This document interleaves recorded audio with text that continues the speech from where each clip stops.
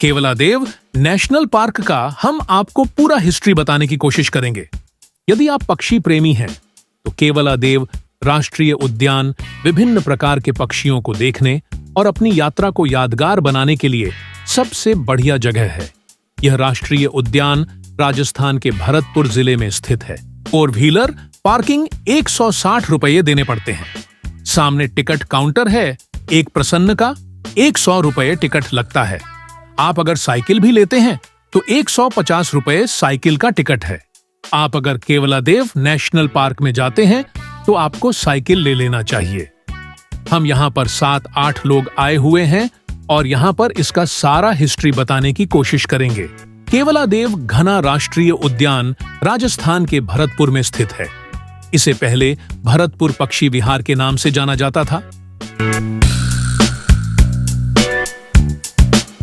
देश के सबसे बड़े पक्षी अभयारण्यों में से एक केवलादेव राष्ट्रीय उद्यान है। यह 375 पक्षी प्रजातियों और फूलों के पौधों का घर है। पार्क में जलद्वार और बांध हैं, जो विभिन्न पक्षी प्रजातियों द्वारा उपयोग किए जाने वाले अलग अलग पानी की गहराई वाले क्षेत्र प्रदान करते हैं।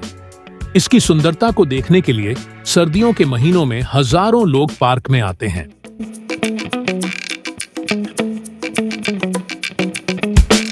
केवलादेव घना राष्ट्रीय उद्यान राजस्थान के भरतपुर में स्थित है। इसे पहले भरतपुर पक्षी विहार के नाम से जाना जाता था।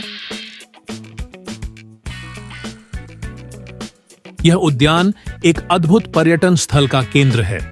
इस विख्यात पक्षी अभयारण्य में हजारों दुर्लभ और संकटापन्न पक्षियों की प्रजातियां पाई जाती हैं।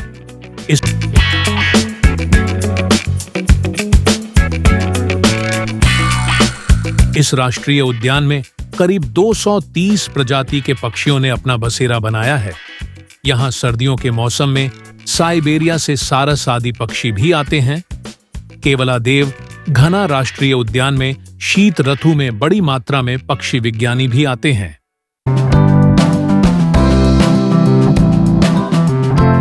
इसे साल 1971 में संरक्षित पक्षी अभयारण्य घोषित किया गया था।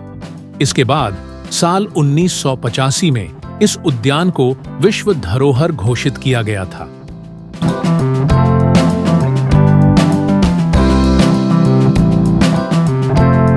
यहाँ गैर प्रवासी प्रजनन पक्षी बड़ी मात्रा में पाए जाते हैं, इसलिए यह एक महत्वपूर्ण पक्षी देखने का स्थल बर्ड वॉचिंग साइट है।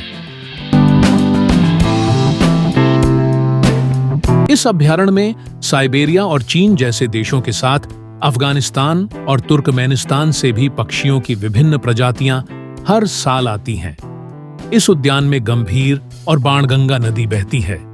केवलादेव घना राष्ट्रीय उद्यान IAS की प्रारंभिक और मुख्य परीक्षा के GS पेपर 2 और GS पेपर 3 के लिए एक महत्वपूर्ण विषय है। UPSC परीक्षा की तैयारी करने वाले उम्मीदवारों को भारत के महत्वपूर्ण पक्षी अभयारण्यों, राष्ट्रीय उद्यानों और वन्य जीव अभयारण्यों के बारे में आवश्यक तथ्य जान लेना चाहिए। साथ ही राष्ट्रीय उद्यानों और वन्य जीव अभयारण्यों के बीच अंतर को समझ लेना चाहिए।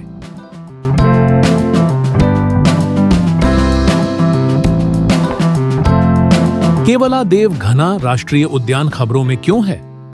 पक्षियों की आवाजाही में मौसमी उतार चढ़ाव को देखने और जांचने के लिए केवलादेव राष्ट्रीय उद्यान में 22 वर्षों की अवधि के बाद ओरिएंटल डार्टर्स के लिए रिंगिंग की व्यवस्था की गई है।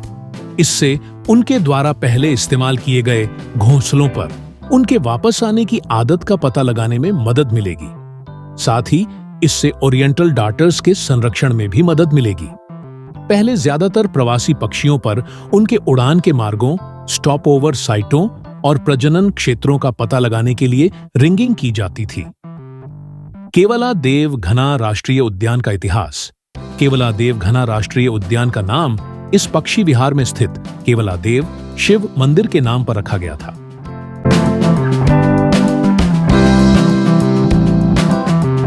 इसका निर्माण करीब 250 साल पहले हुआ था।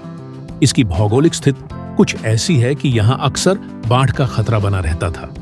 साल 1636 से 1663 के बीच भरतपुर के शासक महाराज सूरजमल ने यहाँ अजान बांध का निर्माण करवाया था।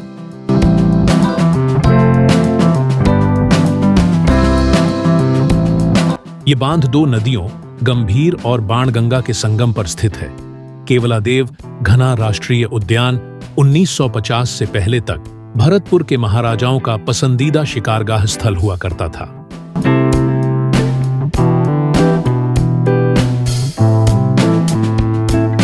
यहाँ पर ब्रिटिश वायसराय के सम्मान में पक्षियों के सालाना शिकार का आयोजन किया जाता था। इस उद्यान में साल 1938 में भारत के गवर्नर जनरल लिनलिथगो के काल में केवल एक ही दिन में करीब 4273 पक्षियों का शिकार किया गया था।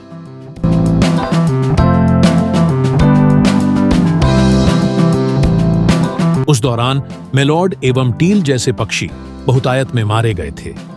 जनरल लिनलिथगो ने अपने सहयोगी विक्टर होप के साथ इन पक्षियों का शिकार किया था। भारत की स्वतंत्रता के बाद भी साल 1972 तक भरतपुर के पूर्व राजा को इस उद्यान क्षेत्र में शिकार की अनुमति थी।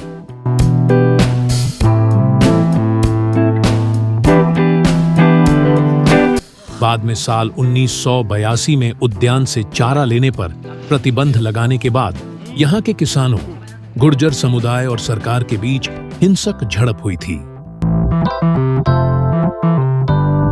बारहसिंगा, जिसे भारतीय दलदली हिरण के नाम से भी जाना जाता है, भारतीय उपमहाद्वीप में पाए जाने वाले हिरणों की एक प्रजाति है।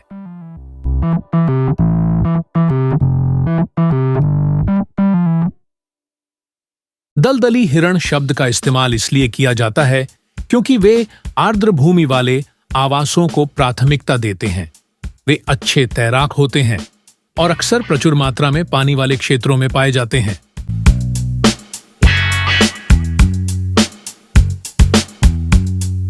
बारहसिंगा शब्द हिंदी के दो शब्दों बारह से लिया गया है, जिसका अर्थ है बारह, और सिंहा, जिसका अर्थ है सींग या सींग।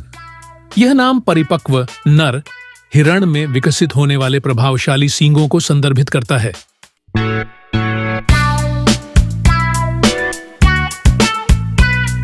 बारहसिंगा को अंतर्राष्ट्रीय प्रकृति संरक्षण संघ IUCN की संकटग्रस्त प्रजातियों की लाल सूची में संवेदनशील के रूप में सूचीबद्ध किया गया है।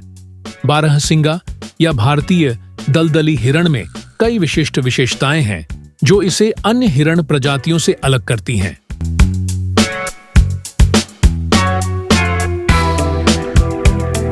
यहाँ कुछ प्रमुख विशेषताएं दी गई हैं। बारहसिंगा रूसेर्वस डुवाउसेली की 3 मान्यता प्राप्त उपप्रजातियां में हैं। ये उपप्रजातियां भारतीय उपमहाद्वीप के विभिन्न क्षेत्रों में अलग अलग आवासों के लिए अनुकूलित हैं। यहाँ 3 मान्यता प्राप्त उपप्रजातियां दी गई हैं। ये राष्ट्रीय उद्यान पूरे साल खुला रहता है, इसलिए आप साल के किसी भी समय यहाँ आ सकते हैं। लेकिन अगस्त से फरवरी तक का समय राष्ट्रीय उद्यान में आने के लिए आदर्श है, जहां आप कई प्रवासी पक्षियों को देख सकते हैं। ये महीने पक्षियों को देखने और फोटोग्राफी के लिए बेहतरीन है। गर्मी के दिनों में दोपहर के समय राष्ट्रीय उद्यान में जाने से बचें। सर्दियों के मौसम में यह पार्क प्रवासी पक्षियों से भरा रहता है। केवलादेव राष्ट्रीय उद्यान 200 से अधिक हेक्टेयर वन भूमि, घास के मैदान और आर्द्र भूमि में फैला हुआ है, जो इसे कई प्रवासी और देशी पक्षियों का घर बनाता है। नतीजतन आपको pelican, white breasted kingfisher, painted stork, crane, wagtail, moorhen, magpie robin, eagle, honey buzzard, spotted bill duck, green footed yellow pigeon और बहुत कुछ जैसे कई पक्षियों को देखने का मौका मिल सकता है।